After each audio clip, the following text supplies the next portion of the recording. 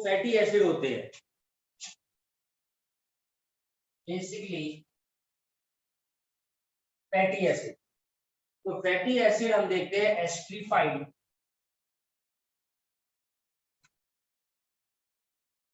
With glycerol, glycerol के साथ एस्ट्रिफाइड होते हैं, एस्ट्रिफिकेशन रिएक्शन होती है और बनाते हैं हमारे पास यहाँ पर मोनोग्लिसराइड, डाइग्लिसराइड और ट्राइग्लिसराइड। मोनोग्लिसराइड बनाएंगे, डाइग्लिसराइड बनाएंगे और ट्राइग्लिसराइड बनाएंगे हमारे पास यहाँ पर।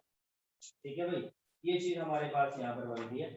अब हम देखते हैं these are also called fats and oil. अब ये दो तरीके के मेरे फैट्स है और ऑयल है, ये आपने 10th में पढ़ा होगा सैचुरेटेड, सैचुरेटेड में हमारे पास एक फैट होते हैं और एक हमारे पास ऑयल होते हैं। अब ये डिपेंड करता है कभी ये फैट है सॉलिड है और कभी ऑयल है, और ये डिपेंड करता है किस चीज के ऊपर, डिपेंड ऑन मेल्टिंग पॉइंट। ये बेसिकली यहाँ पर इनके मेल्टिंग पॉइंट के ऊपर डिपेंड करता है, it depend on the melting point. अब नॉर्मली ऑयल होता है तो इनका लो मेल्टिंग पॉइंट होता है, जो सॉलिड होगा फैट होगा उसका हाई मेल्टिंग पॉइंट होता है। ऑयल का एग्जांपल है जैसे कि हमारे पास अगर मैं बोल रहा हूँ लो मेल्टिंग पॉइंट है तो इसके अंदर आ गया गिंगली ऑयल, चलिए ये हमारे पास गिंगली ऑयल है, ये हमारे पास ऑयल है, ठीक है जी। अच्छा, अब जो फैट होता है सॉलिड जो होता है, जैसे आपने पता होगा घी के बारे में, डालडा के बारे में, वनस्पति के बारे में, ये सब बातें हैं। एक चीज मैं आपको और बताता हूँ, there is a term that is called the phospholipid. कुछ लिपिड होते हैं जो मॉडिफाइड होते हैं, फॉस्फोर के साथ रिएक्शन होती है, वो फॉस्फोलिपिड्स कहलाते हैं। ये बेसिकली कंपाउंड लिपिड्स होते हैं विद फॉस्फोरस, फॉस्फोरस के साथ, and there is a phosphorylated organic compound, ठीक, and they are found in the cell membrane. कहां पाए जाते हैं? सेल मेम्ब्रेन में पाए जाते हैं। चैप्टर नंबर 8 में मैंने आप लोगों को बताया था।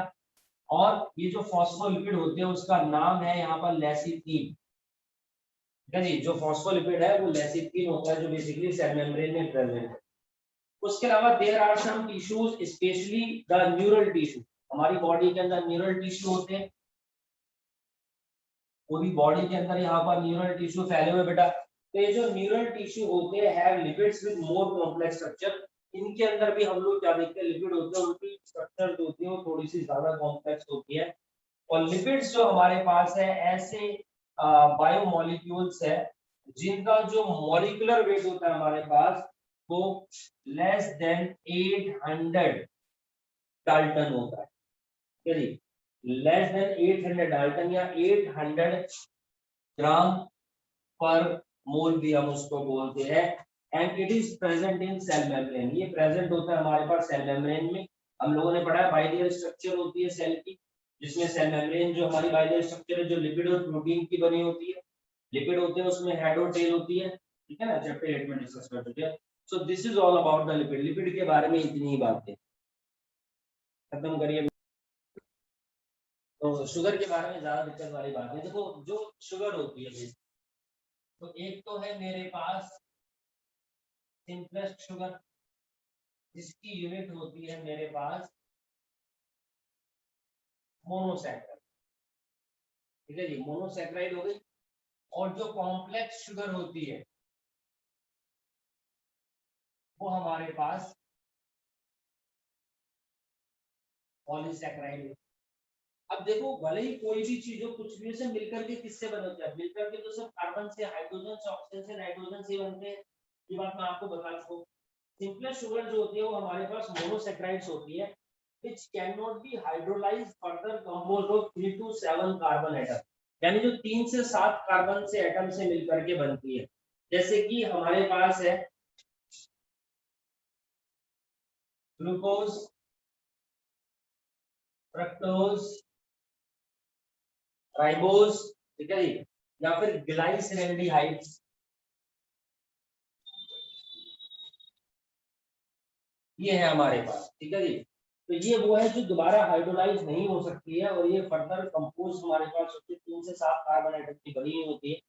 जिसके एग्जांपल है, अब देखो ग्लूकोज का फार्मूला C6H12O6, ये हेक्सो शुगर है।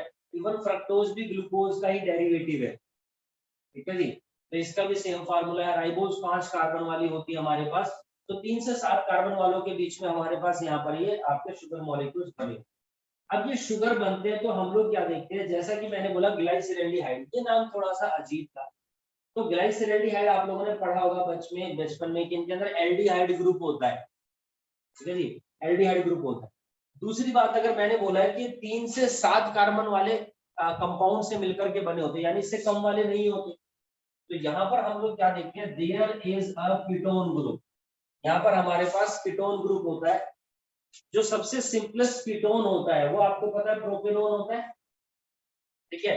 क्योंकि यहाँ पर हमारे पास एक आर अटैच है, यहाँ पर एक आर अटैच है, एक कार्बन इस आर का हाइड्रोकार्बन का, दूसरा कार्बन इस आर हाइड्रोकार्बन का, तीसरा, ये तो हमारे पास तीन तीन कार्बन हो गए। यहाँ पर हमारे पास यहाँ पर तीन तीन कार्बन हो गए, ठीक है। चलिए, तो मैं बोलता हूँ कि यहाँ पर सबसे पहले इसके अंदर एक दो चीज प्रेजेंट होगी, जो कीटोन ग्रुप होगा, और दूसरी तरफ इसके अंदर मेरे पास either there is a free aldehyde group भी होगा, ठीक है जी। इसके अंदर एक यहाँ पर फ्री एल्डिहाइड ग्रुप भी होता है।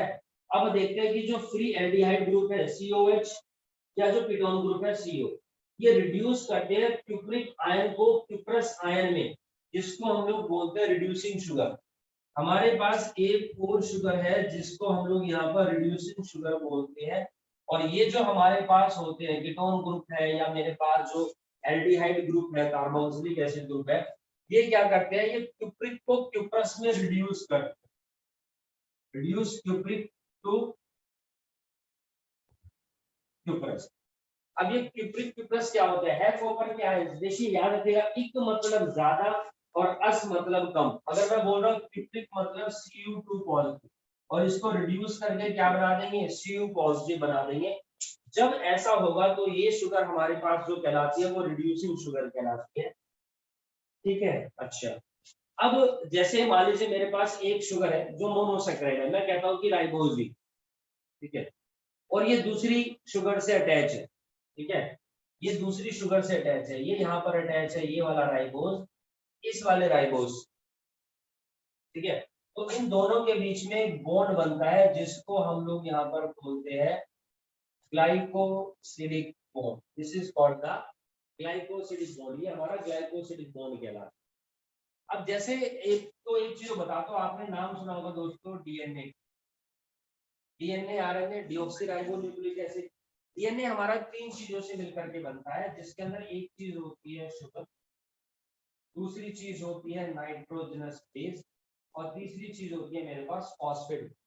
तो डीएनए के अंदर जो शुगर पाई जाती है वो भी पेंटोज शुगर, 5 कार्बन वाली शुगर होती है। 5 कार्बन वाली शुगर जो डीएनए में पाई जाती है उसका नाम है डीऑक्सीराइबोज, ठीक है, डीऑक्सीराइबोन्यूक्लिक। और आरएनए में जो पाई जाती है उसका नाम है राइबोज न्यूक्लिक। तो ये देखिए, पहला कार्बन, दूसरा कार्बन, तीसरा कार्बन, चौथा कार्बन, और ये मेरे पास 5वां कार्बन। ये साइक्लिक कंपाउंड होते हैं, एरोमेटिक होते हैं हमारे पास, यानी कि रिंग स्ट्रक्चर होती है जो पेंटोज शुगर होती है। और इसके फर्स्ट कार्बन के साथ यहाँ पर अटैच होता है मेरे पास नाइट्रोजनस बेस, और फिफ्थ कार्बन पर अटैच होता है मेरे पास फॉस्फेट। तो कार्बन देखिए यहाँ पर नाइट्रोजनस बेस से भी अटैच है, तो यहाँ पर जो अटैचमेंट है मेरे पास जिस बॉन्ड के थ्रू होता है वो ग्लाइकोसिलिक बॉन्ड कहलाता है। This is the glycosylic bond. दूसरी तरफ इसी शुगर का जो बॉन्ड मेरा फॉस्फेट ग्रुप से अटैच है वो कहलाता है फॉस्फोडाइएस्टर बॉन्ड, ठीक है जी, वो हमारे पास है फॉस्फोडाइएस्टर बॉन्ड कहलाता है। तो दो मोनोसेक्राइड के बीच का जो बॉन्ड होता है वो भी ग्लाइकोसिलिक बॉन्ड होता है, और शुगर का नाइट्रोजनस बेस से डीएनए के अंदर जो बॉन्ड होता है वो भी हमारा ग्लाइकोसिलिक बॉन्ड कहलाता है, ठीक है। इसी टॉपिक को हम डिटेल में भी पढ़ेंगे, नाइट्रोजनस बेस को। तो शुगर के बारे में इतना ही है, कोई खास ज्यादा नहीं है, हमें सिर्फ इतना पता होना चाहिए कि सिंपल शुगर और कॉम्प्लेक्स शुगर ये है। शुगर के नाम पता होना चाहिए, काम चल जाएगा। एक बॉन्ड का पता होना चाहिए, भैया ये कौन से बॉन्ड होते हैं, तो हमारी बात यहाँ पर बन जाएगी, ठीक है। अब मैं आप लोगों से बात करता हूँ बच्चों यहाँ पर नाइट्रोजनस बेस के बारे में। तो नेक्स्ट बायोमोलिक्यूल होगा हमारे पास, these are the nitrogen base या नाइट्रोजनस बेस कहलाते हैं। तो जब नाइट्रोजन बेस के बारे में बात करता हूँ तो इसको हम लोग यहाँ पर लिख देते हैं N2 बेस। और जैसा कि मैंने आपको बताया ये डीएनए के अंदर प्रेजेंट होते हैं। ये कहाँ प्रेजेंट होते हैं? हमारे पास इधर में डीएनए के अंदर प्रेजेंट होते हैं।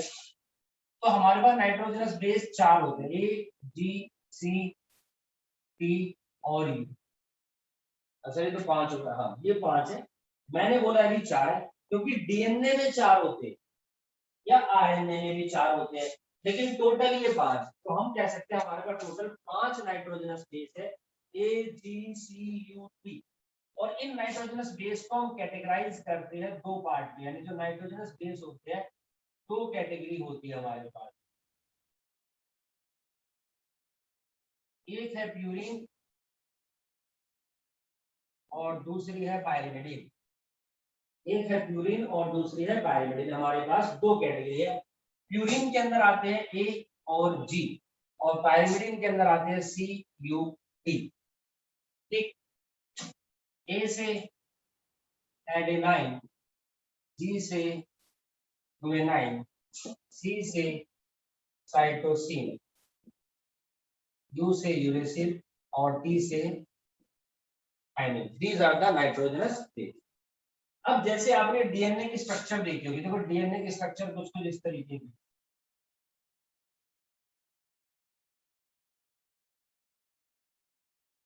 This is the structure of DNA. कुछ कुछ सस्ते टीचर क्या करते हैं, ऐसा बना देंगे डीएनए।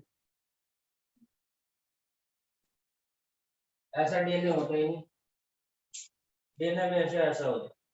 ऐसा हम चोटी नहीं बनाते, चलिए वो होते। It's not the DNA structure. बेटा डीएनए की जो स्ट्रक्चर होती है वो हमारे पास ये वाली होती है।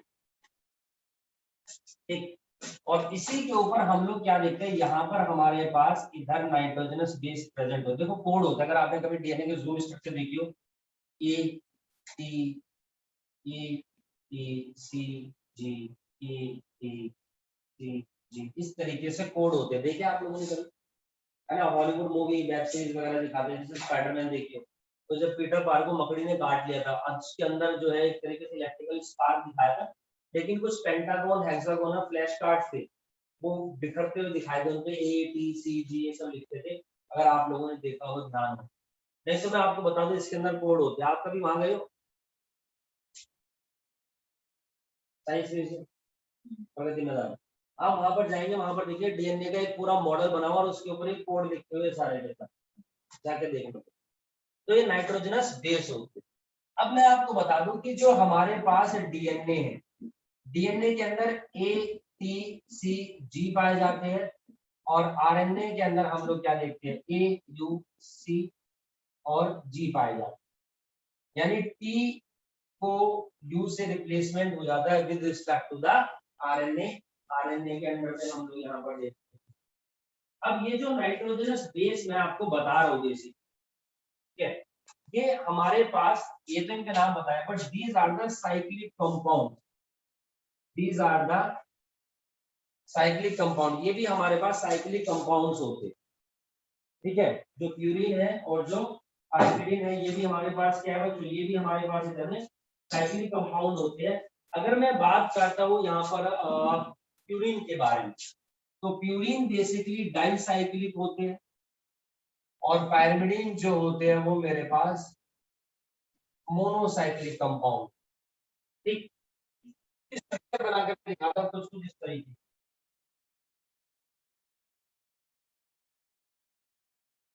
ये हेक्सागोनल रिंग होगी, और देन उसके बाद में यहाँ पर ये फिर एक पेंटागोन रिंग है। ये हमारे पास स्ट्रक्चर होती है किस चीज की जी, प्यूरिन की। और ये प्यूरिन है, मैंने आप लोगों को एडेनाइन का स्ट्रक्चर बना करके दिखाया है। This is the structure of adenine. अब इस एडेनाइन के अंदर भी हम लोग यहाँ पर देखते हैं,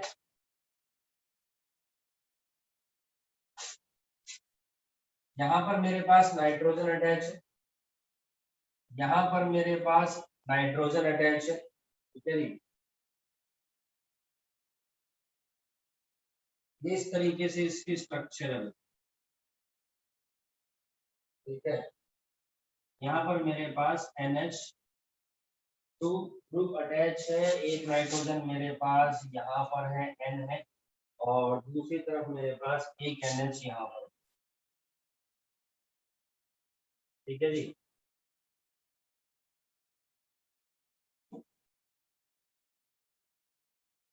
तो देखिए यहाँ पर 1 2 3 4 5 6 7 8 और 9।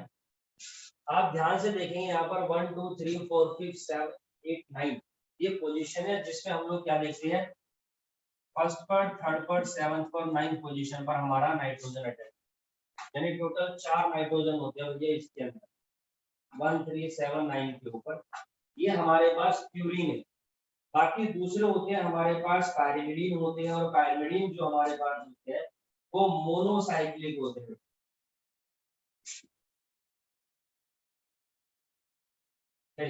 ये हमारे पास इस तरीके से मोनोसाइक्लिक कंपाउंड है, कोई भी दिक्कत नहीं तरीके की। 11th क्लास में एनसीईआरटी के अंदर आप देखेंगे आपकी बुक के अंदर कुछ इस तरह की मॉलिक्यूलर स्ट्रक्चर्स बनी हुई, ठीक है, इनके बारे में डिटेल में कि ये स्ट्रक्चर कैसे बनती है, इनकी क्या सिग्निफिकेंस है, ये सारा हम आपको 12th में बताएंगे डिटेल में during the chapter molecular basis of inheritance. ठीक है, तो ये कार्बन कंपाउंड्स ही है बेसिकली जिनके अंदर हेटेरोसाइक्लिक रिंग्स होते हैं, प्यूरिन, एडेनाइन, गुआनिन, पाइरिमिडिन और साइटोसिन, यूरेसिल, थाइमिन। ठीक, जैसा कि मैंने बताया डीएनए में एटीसीजी है, आरएनए में एयूसीजी है। आप देखेंगे कि प्यूरिन हमेशा डीएनए के ऊपर पाइरिमिडिन के साथ अटैच होता है, एटी के साथ है, सीजी के साथ है, यानी एटी के साथ सी हमेशा, यानी प्यूरिन हमेशा पाइरिमिडिन के साथ अटैच है। अब यहाँ पर जो स्ट्रक्चर है इसी को मैं जूम करके दिखाऊं तो ए और टी के बीच में हमेशा डबल बॉन्ड होता है और सी और जी के बीच में हमेशा ट्रिपल बॉन्ड होता है। और ये जो बॉन्ड होते हैं यहाँ पर ये मेरे पास इधर में हाइड्रोजन बॉन्ड होते हैं, डबल बॉन्ड ट्रिपल बॉन्ड है लेकिन ये बॉन्ड हमारे पास इधर में हाइड्रोजन।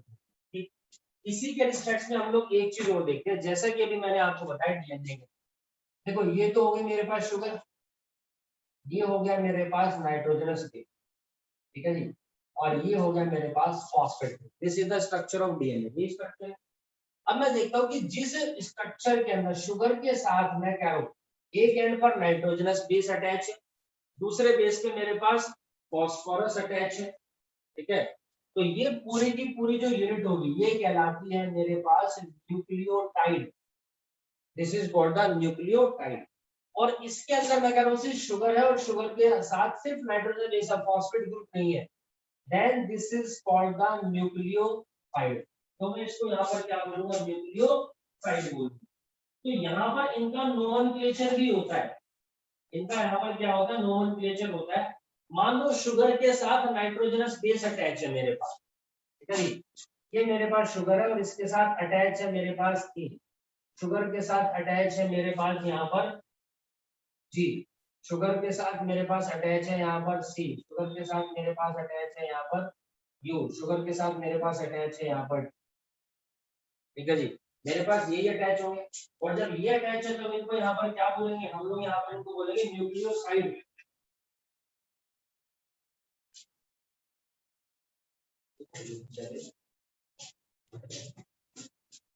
ठीक है, तो हम इनको यहाँ पर क्या बोलते हैं, न्यूक्लियोसाइड बोलेंगे। तो न्यूक्लियोसाइड का जो नोमेनक्लेचर होता है वो कैसे होता है, देखिए अब यहाँ पर मेरे पास ये नाम किस तरीके से रखा जाएगा, ये रखा जाएगा इधर में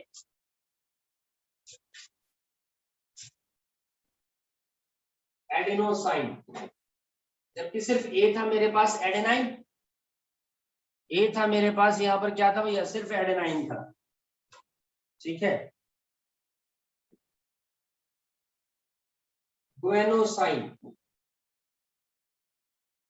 ठीक है जी,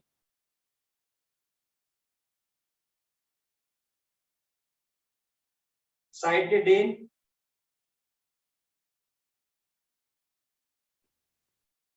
यूरिडीन और थाइमिडीन। ये कब है, जब शुगर के साथ नाइट्रोजनस बेस अटैच है तब ये नोमेनक्लेचर हो गया। और ये नोमेनक्लेचर किसका है, ये मेरे पास सारे के सारे न्यूक्लियोसाइड है। अब मैं कह रहा हूं कि मेरे पास मान लो न्यूक्लियोटाइड होते, यानी कि phosphate group sugar, phosphate group sugar nitrogen base जी, phosphate group sugar, phosphate group sugar, phosphate group sugar, और ये नाइट्रोजन बेस अटैच हो गए मेरे पास AgCuT। तो हमारे पास अब नाम होगा इसका इधर में जी एडेनाइलिक एसिड, ठीक है जी।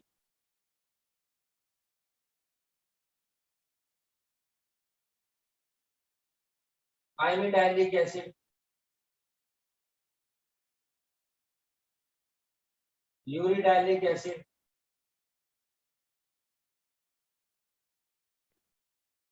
साइटिडाइलिक एसिड, और ये है फेनोलाइक एसिड। तो ये हमारे पास अब इनका नोमेनक्लेचर हो गया जी न्यूक्लियोसाइड का, और उसके ऊपर था यहाँ पर मेरे पास ये न्यूक्लियोसाइड, ठीक है। अब देखो जब ये तीनों चीजें मिल जाती है तो मेरे पास ये न्यूक्लियोटाइड है, तो nucleotide nucleotide nucleotide nucleotide nucleotide, sir कैसे कैसे कैसे? भाई देखो ना डीएनए में ये पूरा एक न्यूक्लियोटाइड है ना, बल्कि ये भी नहीं, सिर्फ यहाँ पर एक न्यूक्लियोटाइड होगा, यहाँ पर एक न्यूक्लियोटाइड होगा, तो होगा डाई न्यूक्लियोटाइड। फिर ये डाई न्यूक्लियोटाइड है, ये nucleotide nucleotide nucleotide nucleotide, this is called the polynucleotide. यानी जो हमारे पास डीएनए होता है बेटा, ये पॉलीन्यूक्लियोटाइड होता है। या हम कह सकते हैं डीएनए आरएनए क्या है, these are the nucleic acid. तो हम कह सकते हैं कि nucleic acid are the polymer of nucleotide. और न्यूक्लियोटाइड के जो पॉलीमर है वो न्यूक्लिक एसिड बनते हैं, कौन से? वो दो है, एक डीएनए है और एक हमारे पास यहाँ पर इधर में आरएनए है। So the combination of nitrogenous base and sugar is called nucleoside, and combination of a base, a sugar and phosphate group is termed as the nucleotide। वो मेरे पास यहाँ पर मेरा न्यूक्लियोटाइड